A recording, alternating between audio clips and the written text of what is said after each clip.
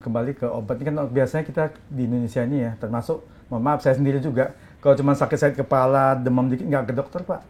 Saya cuma beli, mohon maaf nggak sebut merek lah ya, obat anti sakit, anti sakit kepala misalnya atau obat demam merek ini, langsung aja saya minum Pak sembuh. Nah tapi ternyata kan ada obat-obat tertentu yang kandungannya itu termasuk doping, gimana itu ceritanya? Sama seperti saya. Nah, Saya juga baru tahu setelah saya jadi ketua anti doping gitu.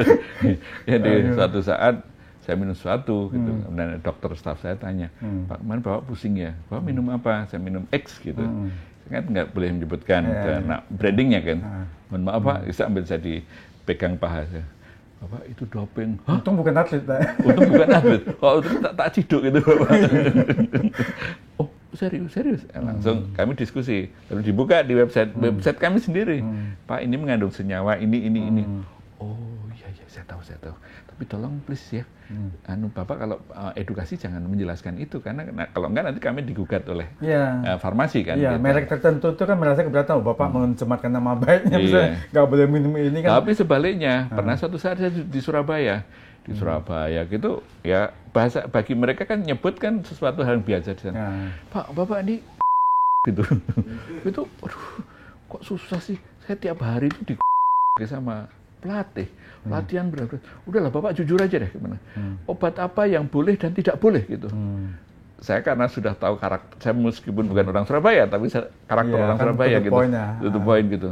Ada kata-kata jan gitunya, tadi kan udah gitu. Saya tawa, satu orang ngakak semua gitu. Aduh, Dik, gitu. Mohon maaf.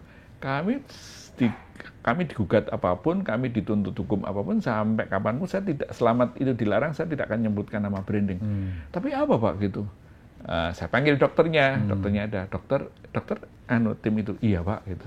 Memang atlet itu pinter, bagus gitu, tapi kadang-kadang beliau bingung gitu. Nah, tolong dong dokter diajarin. Atlet kan nggak butuh untuk yang muluk-muluk. Dokter yang tahu senyawanya itu bahasa Latinnya, kimiawinya itu kan hanya dokter. Tolong dong dokter dijelasin. Oh ya Pak, baik Pak, baik. Nah sekarang di cabur-cabur itu mulai ada tumbuh kesadaran. Kalau saya sakit, pilihannya dua.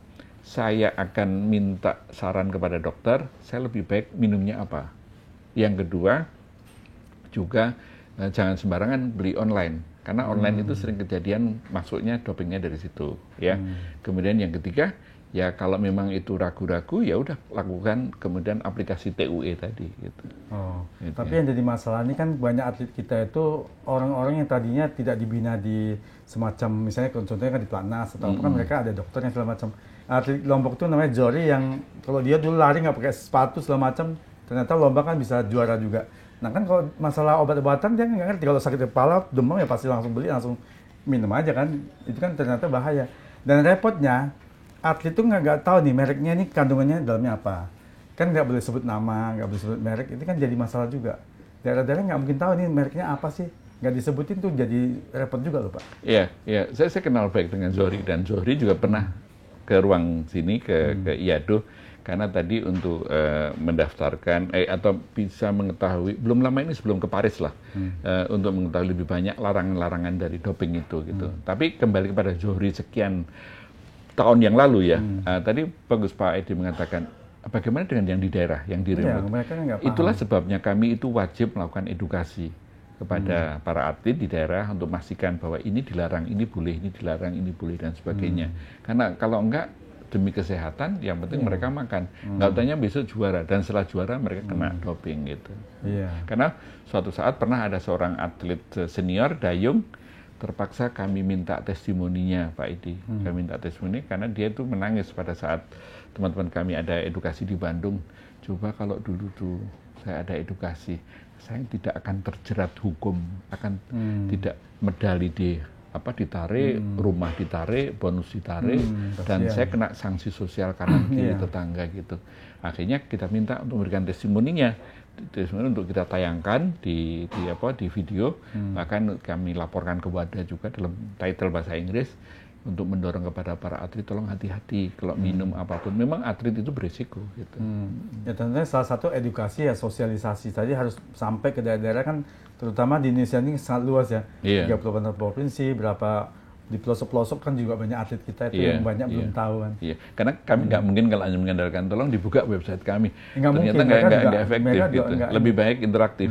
Makanya tadi pada saat off sebelum acara ini kan ada canda dari salah satu staf saya kan. Suatu saat beliau datang di sebuah kota lah di luar Jawa, ditanya pada itu secara serius, Mbak boleh nggak kalau kemudian saya minum itu ada jambi-jambinya, itu nanti termasuk doping apa enggak? Ternyata itu pertanyaan yang serius gitu. Bukan bercanda ya? Bukan bercanda gitu. Jadi takutnya diberikan energi oleh ahli, istilahnya dukunnya itu dianggap doping nggak, itu jadi pertanyaannya lucu Jadi juga. pertanyaan ya. Jadi itulah. Nah sekarang tantangan yang berat bagi kami itu, doping itu tidak semata-mata tentang obat, tentang makanan, tentang perilaku, tapi juga bisa jadi doping secara mekanik. Kembali kepada misalnya kayak balap sepeda Lance Armstrong itu rupanya doping itu juga dilakukan melalui Di sepedanya. penggunaan sepedanya Sepedanya ada dirubah? motoriknya, ada motoriknya. Itu. Dibantu dengan motoriknya. Ya, kemudian yang kedua juga yang jadi masalah itu sistemik kalau nggak usah jauh lah. Sekarang yang jadi heboh sekarang adalah Bapak pasti pernah baca tentang kasus aktor Amerika P. Diddy. P. Diddy itu ya, yang rame gitu. Kita nggak cerita tentang kasusnya ya, tapi yang jadi masalah adalah P. Diddy itu kan menggunakan bribery, menggunakan gratifikasi, menggunakan tekanan. Nah, ada beberapa case tertentu di Eropa itu, mereka itu timnya itu sampai menyogok atlet lain supaya yang terkena itu bukan atlet utamanya, nanti yang terkena doping ada atlet yang lain dikorbankan untuk itu. Dan kami harus waspada. Dan yang paling unik di kami itu ada namanya Direktorat Intelijen. Direktorat Intelijen itu yang fungsinya adalah melakukan surveillance, memata-matai perilaku atlet itu sendiri. Informasi ya.